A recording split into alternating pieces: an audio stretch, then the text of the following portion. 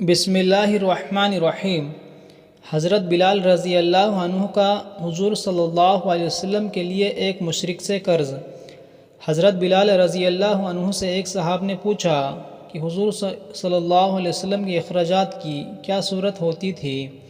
حضرت بلال رضی اللہ عنہ نے فرمایا کہ حضور صلی اللہ علیہ وسلم کے پاس کچھ جمع تو رہتا ہی نہیں تھا، یہ خدمت میرے سپرد تھی، جس کی صورت یہ تھی کہ کوئی مسلمان بھوکا آتا تو حضور صلی اللہ علیہ وسلم مجھے ارشاد فرما دیتے، میں کہیں سے قرض لے کر اس کو کھانا کھلا دیتا۔ کوئی ننگا آتا تو مجھے ارشاد فرما دیتے، میں کسی سے قرض لے کر اس کو کپڑا بنوا دیتا۔ یہ صورت ہوتی تھی۔ ایک مشرک ایک مرتبہ مجھے ملا، اس نے مجھ سے کہا مجھے اصوت و ثروت حاصل ہے، تو کسی سے قرض نہ لیا کر، جب ضرورت ہوا کرے تو مجھ ہی سے قرض لیا کر۔ میں نے کہا اس سے بہتر کیا ہوگا؟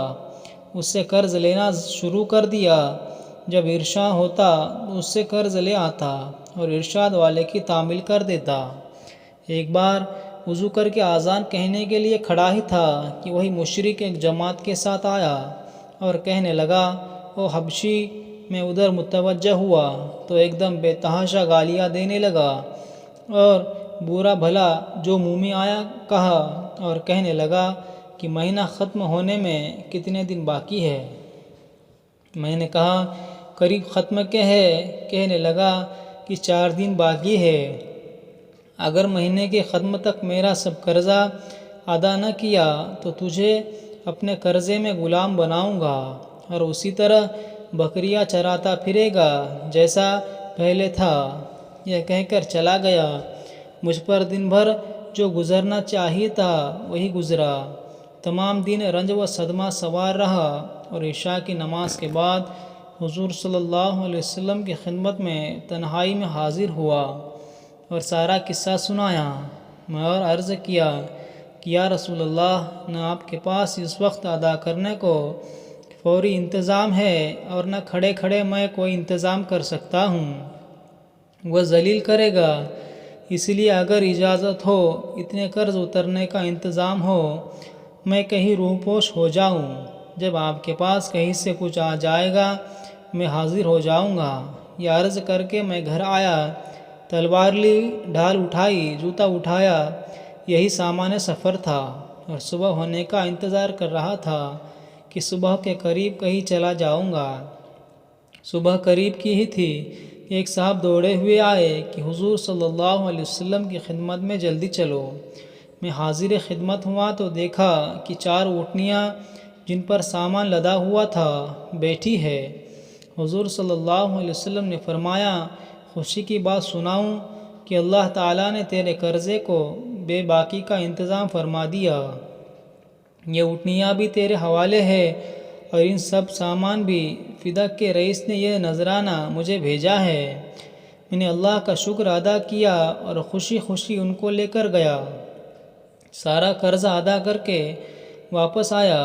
حضور صلی اللہ علیہ وسلم مسجد میں انتظار فرماتے رہے۔ میں واپس آ کر عرض کیا کہ حضور صلی اللہ علیہ وسلم، اللہ کا شکر ہے کہ حق تعالیٰ نے سارے قرضے سے آپ کو سبکدوش کر دیا اور اب کوئی چیز بھی قرض کی باقی نہیں رہی۔ حضور صلی اللہ علیہ وسلم نے دریافت فرمایا کہ سامان میں سے کچھ باقی ہے؟ میں نے عرض کیا کہ جی ہاں، کچھ باقی ہے۔ حضور صلی اللہ علیہ وسلم نے فرمایا کہ اسے بھی تقسیم ہی کر دے تاکہ مجھے راحت ہو جائے۔ گھر میں بھی اس وقت تک نہیں جانا جب تک یہ تقسیم نہ ہو جائے۔ تمام دن گزر جانے کے بعد عشاء کی نماز سے فراغت پر حضور صلی اللہ علیہ وسلم نے دریافت فرمایا کہ وہ بچا ہوا مال تقسیم ہو گیا یا نہیں۔ میں نے عرض کیا کہ کچھ موجود ہے، ضرورت مند آئے نہیں۔ تو حضور صلی اللہ علیہ وسلم نے مسجد ہی میں آرام فرمایا۔ دوسرے دن عشاء کے بعد پھر حضور صلی اللہ علیہ وسلم نے فرمایا، کہو جی کچھ ہے؟ میں نے عرض کیا کہ اللہ جل شانہ نے آپ کو راحت عطا فرمائی کہ وہ سب نمٹ گیا۔ حضور صلی اللہ علیہ وسلم نے اللہ جل شانہ کی حمد و ثنا فرمائی۔ حضور صلی اللہ علیہ وسلم کو یہ ڈر ہوا کہ خدا نخواستہ موت آ جائے اور کچھ حصہ مال کا آپ کی ملک میں رہے، اس کے بعد گھروں میں تشریف لے گئے اور بیویوں سے ملے۔ فائدہ: اللہ والوں کی یہ بھی خواہش رہتی ہے کہ ان کی ملک میں کچھ بھی مال و متاع نہ رہے۔ پھر حضور صلی اللہ علیہ وسلم کی تو کیا پوچھنا، جو سارے نبیوں کے سردار، سارے اولیاء کے سرتاج، حضور صلی اللہ علیہ وسلم کی اس کی خواہش کیوں نہ ہوتی کہ میں دنیا سے بالکل فارغ ہو جاؤں۔ معتبر ذرائع سے سنا ہے کہ حضرت اقدس مولانا شاہ عبد الرحیم صاحب رائے پوری نور اللہ مرکزہ کا معمول یہ تھا کہ جب نذرانے کی رقم کچھ جمع ہو جاتی تو اہتمام سے منگوا کر سب تقسیم فرما دیتے، اور اس سال سے قبل تو اپنے کپڑے وغیرہ بھی اپنے خادم خاص حضرت مولانا شاہ عبد القادر صاحب رحمۃ اللہ علیہ کو دے دیے، اور فرمایا تھا کہ بس اب تم سے مستعار لے کر پہن لیا کروں گا۔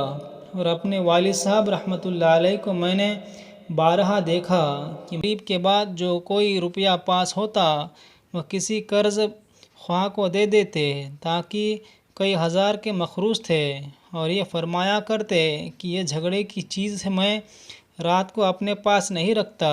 اس نوع کے بہت سے حالات اکابر کے ہیں، مگر یہ ضروری نہیں کہ ہر شے کا ایک ہی رنگ ہو۔ مشائخ کے عنوان مختلف ہوتے ہیں، اور چمن کے پھولوں میں ہر پھول کی صورت ممتاز ہوتی ہے۔ ایسے اور سچے واقعے سننے کے لیے ہمارے چینل کو سبسکرائب کریں، لائک اور کمنٹ کریں۔